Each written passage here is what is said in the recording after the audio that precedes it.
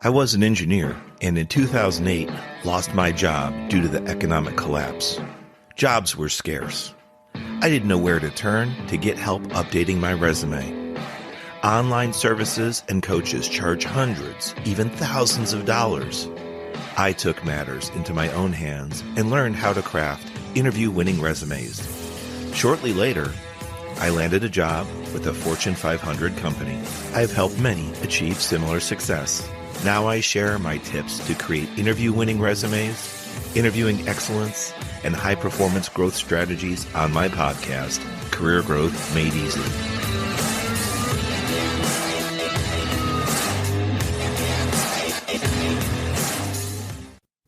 Welcome back to the Career Growth Made Easy podcast. I'm your host, Craig Ansell.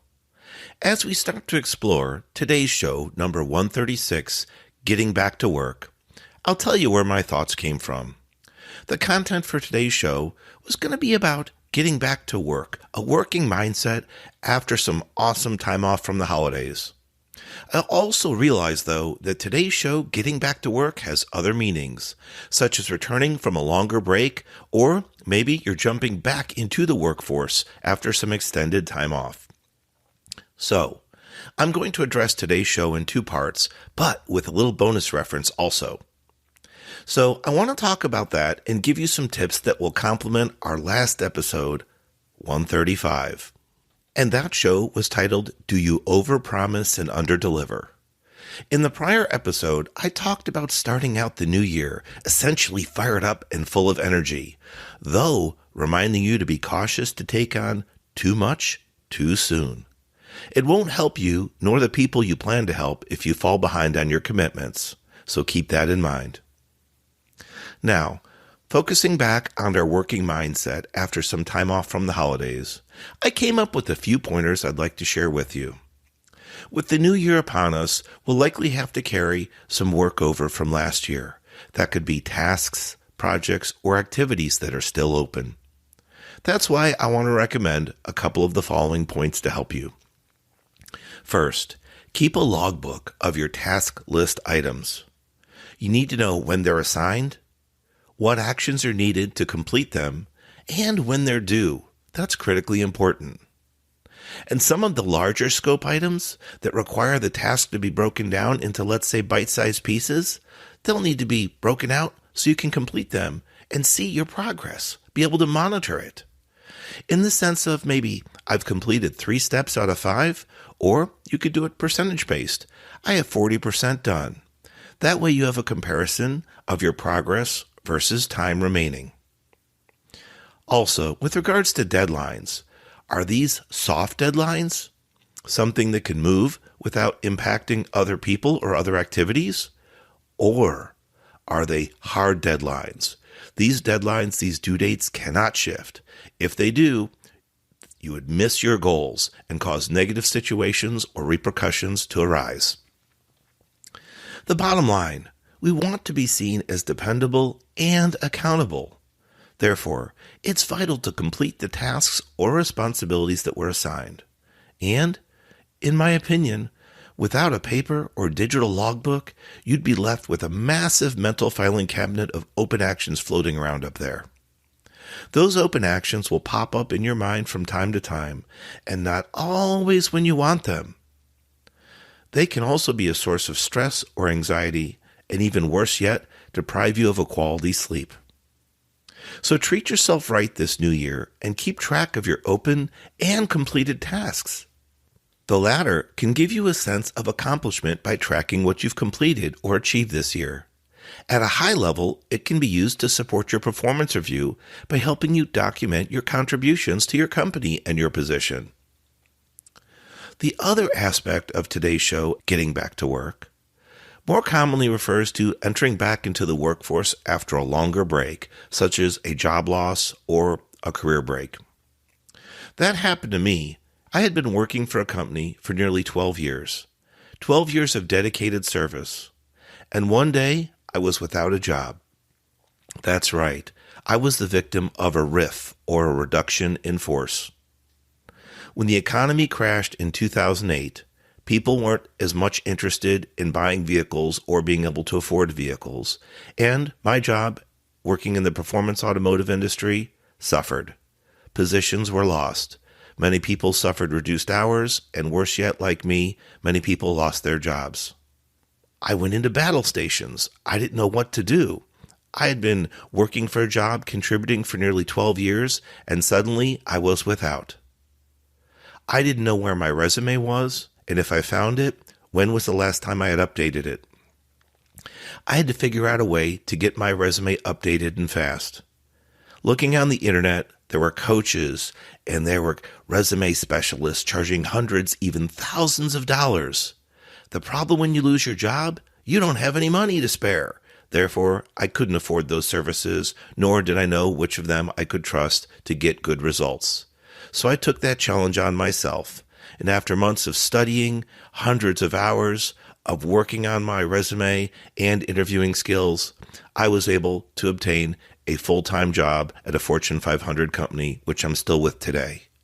The only way I could do that was by repurposing myself and my resume. I left the automotive engineering environment with a significant number of years of management experience and pivoted. I repurposed myself and my resume to that of a project manager. So one of the messages for a takeaway today is that if you've been out in the industry for quite some time working and decided to take a break by your choosing or unfortunately that of your company's, and you need to re-engage in the workforce through interviewing or possibly do a job pivot, there is hope for you. That is something actually that I specialize in and would be honored to help you with through one-on-one coaching sessions, or if you'd be interested in my digital courses online, my resume masterclass or cover letter masterclass. But to a point, I recently received a request to coach someone that had been working at a large corporation for about 15 years. They've started the job application process and now need to work on their interviewing skills. They simply haven't been out and about doing those things that others have been doing, interviewing and looking for different jobs. So I'm planning to work with them using my interviewing excellence coaching content, and I look forward to our first meeting. Now, it's important when it comes to interviews and getting back to work that you know what some of the industry trends are, what's going on both with resumes, what a cover letter is if you're not familiar, how to use one accurately and adequately, but also to be abreast of the times for interviews, as I mentioned. What are the hiring trends? What's going on? What are future employers looking for? By the way, what do you have to offer? If you're switching career fields, it'd be a great time for you to check out episode 116. And I titled that show, Your Job Title Doesn't Define You. You see, each of us are much more than just a simple job title. We bring a lot more to the table, so we shouldn't feel minimized by the few words on our job title. I've actually seen that happen and affect a few people, so it's important that I raise that point. We are all much more than just a simple job title. If you've listened to me for any length of time, I frequently talk about resumes, job applications, and interviewing skills, the three key areas to focus on for successful ability to navigate into a new position. In every phase of job hunting, it's critically important to know that everything you do, say, and submit is all about the old acronym WIFM. The twist, though, not from the viewpoint of yours, but from the viewpoint of your future employer. And if you're not familiar with WIFM, it stands for What's in It for Me. Simply breaking it down, a company is hiring because of a need, and you're applying to fill that need. Yes, you want a job, of course. Yes, you want a paycheck. But it's more than just that. You need to be a good fit, if not a great fit, but for each other.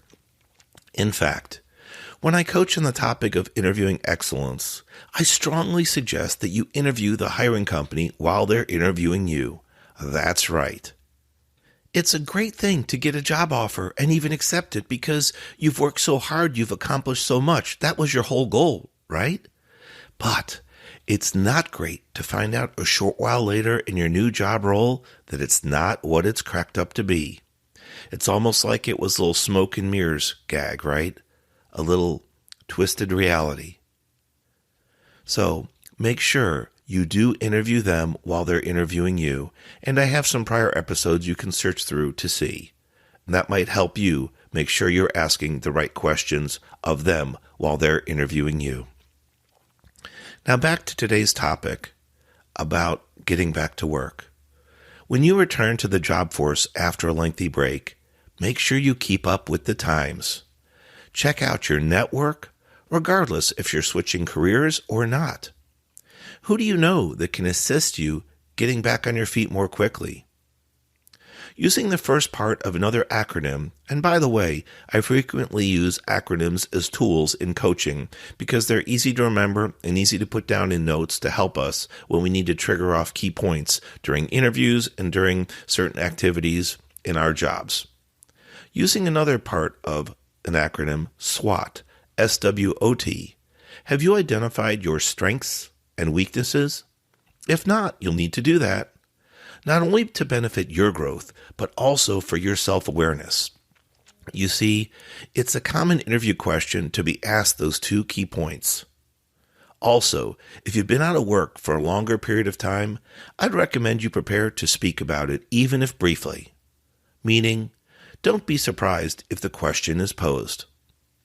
I've frequently seen people apologize for being unemployed or out of work for a longer period of time. Personally, I don't feel you need to apologize. In certain cases, apologies can be seen as a sign of weakness, especially in an interview. But rather, confidently state your reason for being out of work and move on. And by the way, I don't think it takes a long story either. Just a few words, just a short sentence. For example, I've been taking care of a sick family member. I've temporarily transitioned to a stay-at-home mom or dad. I took a break to learn some skills in a new career area and make a job pivot. Whatever fits you, just make sure it's honest and accurate when you share that. Also, during your downtime, it'd be great to fill it in with some education or training content, showing that you're a better person, bettering yourself. This shows you have increased value to bring to a future employer. Also, if you volunteered or donated some of your time or talents during that time period, make sure to include that on your resume and during your interview, again, if it's relevant to the new role that you're applying for. Many companies like to see community involvement. It goes to your character and your morals. Some companies have networks or resource groups where they actively participate in and support local communities. So, my suggestion here, depending on where you're applying, both the company and the job role, know what they're about, know what they're like, okay? Perform what's called due diligence. Doing research on both the company and the job you're applying for is key. Human resource professionals, recruiters, and hiring managers alike have said time and time again they can spot a generic resume easily. That means not thinking about your resume as a one and done. Don't think of it as a check mark. It's more about tailoring each resume to each job application, and that includes cover letters for specifics when cover letters are recommended or required. Something that popped into my head, if there was a specific reason why you left or lost your last job, keep that in mind too. If you lost your job for cause, meaning a specific reason, such as lack of knowledge, lack of throughput, or lack of initiative, then I strongly suggest you work on improving that aspect. If you don't, and you happen to land another job, that weakness could come out again. It's important to recognize, no matter who you are, that we all have strengths and weaknesses. It's better to focus on improving our weaknesses, by the way, than polishing our strengths, at least initially, and here's why.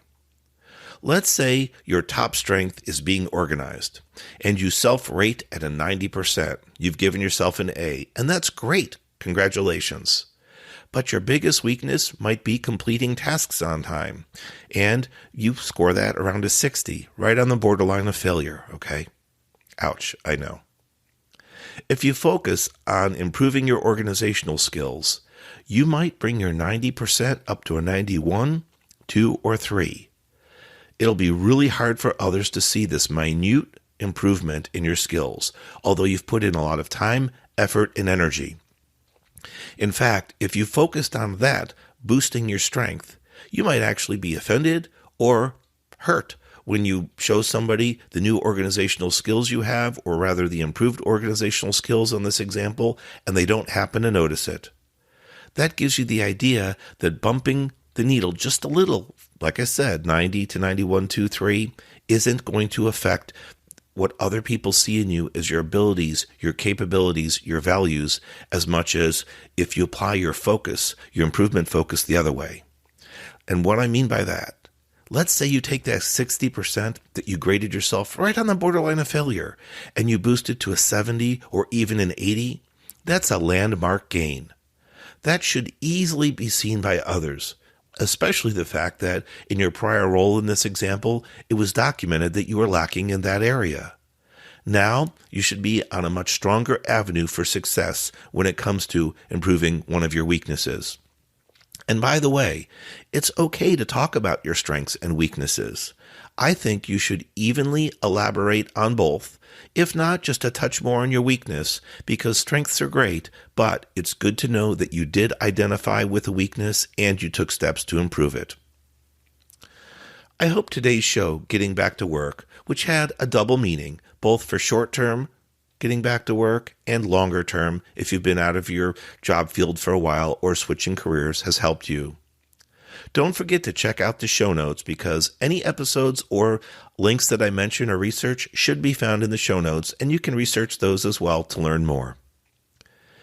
If you need help with your career growth, from looking for your first-time job to maybe you're seeking a promotion or everything in between, that's resumes, cover letters, and high-performance job growth, I stand by to help you. I have one-on-one virtual coaching sessions as well as digital courses online that once you purchase them, they're with you for a lifetime. You never know when you need to update your resume, and the sooner you do it, the better, especially with the new year fast on track. You don't want to wait until it's too late. You've suffered a reduction in hours or, unfortunately, a job loss. Because now you're going into battle stations mode like I did, and that's a large reason why my company exists today and this show does. I want to help others like you avoid traumatic situations and be as prepared as possible for when that what-if day comes. Also, if you're prepared with an updated resume and you at least know about and have the process ready to write a cover letter if needed, you'll be ready when that opportunity for a promotion comes up. You'll just dust off your most current resume. Hopefully you've completed that or updated that in the last 6 months to a year. Put some tweaks on it and send it in, rather than dig through your desk and your computer and your notes to see how far behind you are in putting your critical skills and your latest updates together, showing your value. I'm Craig Ansell, your host of the Career Growth Made Easy podcast, closing out another episode, number 136, Getting Back to Work. I hope you've enjoyed. If so, please subscribe and drop some notes on our comments. We'd love to hear from you on Apple or whatever podcast player you're choosing. We're also on YouTube, so please make sure you listen in and subscribe. Have an awesome day ahead, and Happy New Year.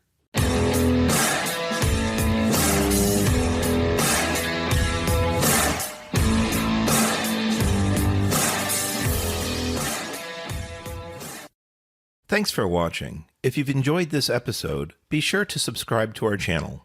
New episodes every Monday. In the meantime, why don't you follow us on social media at Craig Ansell on Facebook, LinkedIn, and Instagram. To book a coaching appointment, download our free guides, or join our email list, check out the links in the description below.